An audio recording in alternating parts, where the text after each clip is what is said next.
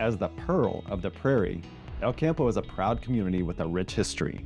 500 staff at 5 campuses serve more than 3,300 students across the district.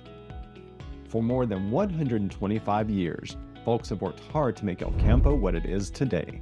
As a member of the El Campo community, you have the opportunity to have a direct impact on the next generation of rice birds by casting your vote in the upcoming May 2025 bond election.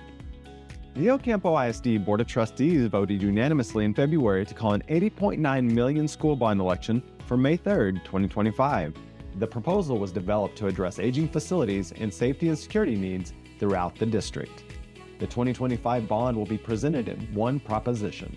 Older buildings have outdated HVAC systems, insulation, lighting, and windows, which contribute to higher energy costs. Last year, ECISD spent $110,000 on maintenance and HVAC installation. Prop A includes renovations with modern, energy-efficient upgrades, which would shift these expenses to bond funds and allocate maintenance and installation costs elsewhere.